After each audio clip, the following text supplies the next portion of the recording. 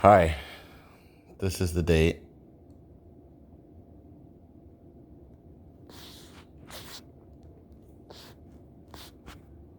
Going to room averages here for veg. I received a notice in the afternoon from the staff on site that there was potentially some permanent wilting point damage occurring in the round of veg plants. The plants in veg 18.6 have been off of timed irrigations for 4 days. They've been in a dry back, trying to cue them very generatively so that we're not getting big spurts of growth. We still have to veg these plants for almost 11 more days, 12 more days basically. And giving them vegetative cues through irrigation all the time was just having them stack and push out 5 centimeters of growth at times.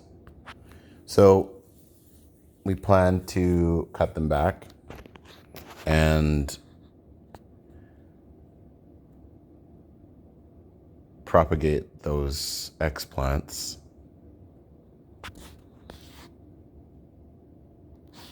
through the day. Different zones dried back different amounts.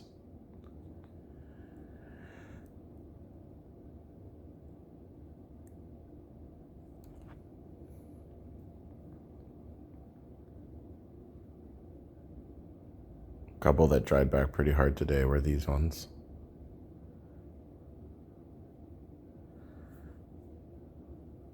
Should I say not that one?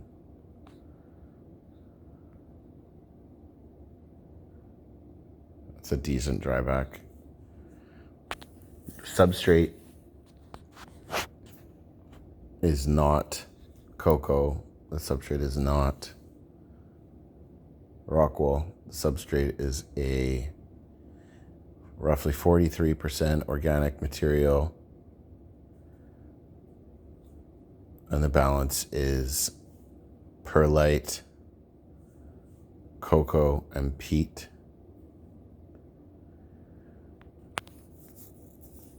The CEC is extremely high, and as such,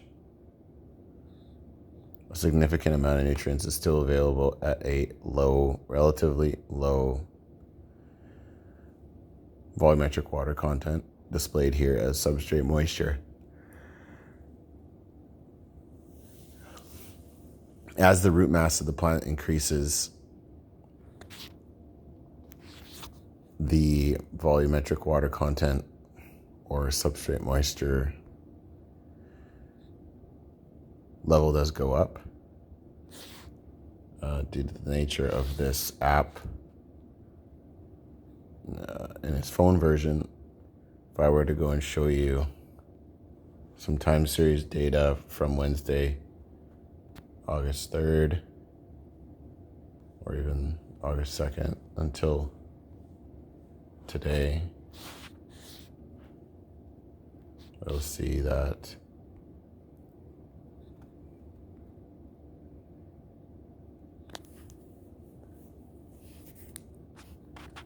the top is the peak, and the bottom of the gray is the low point for that time series, and the black line is the average.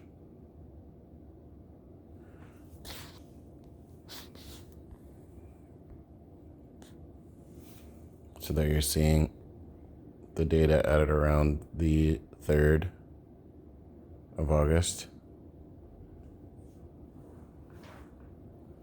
Typically the moisture content that I've been seeking in the substrate when the plants were much smaller was, oops.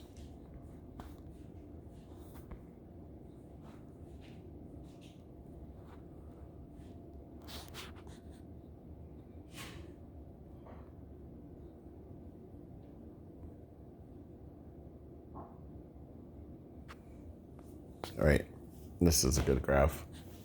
So you're seeing that it's relatively flatlined from the 25th of July until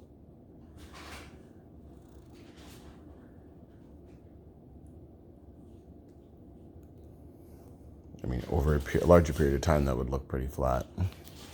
But the average right here is 20, 19, 20, 21. So 19 to 21 is the average, but you get some low points. Usually your P3s, the end of your P3, so during that dryback phase, you're seeing 17 as the low there. You're seeing 20 as the high here with 18 as the low. And now we're up much higher. It's weird. Oh, my bad. The data's only showing you a brief period in time. So it's flat, it's flat, it's flat. I get into some more aggressive irrigation programming here, actively on my own accord, adding volumetric water content to the substrate.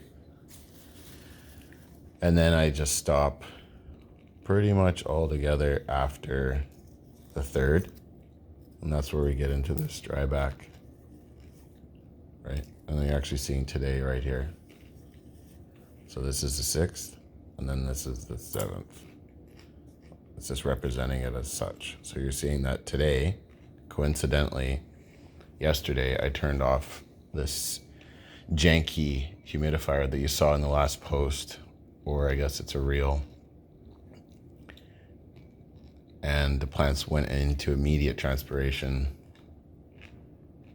The VPD increased threefold. And this high point here that you're seeing, this balance, is where the moisture content is sitting right now.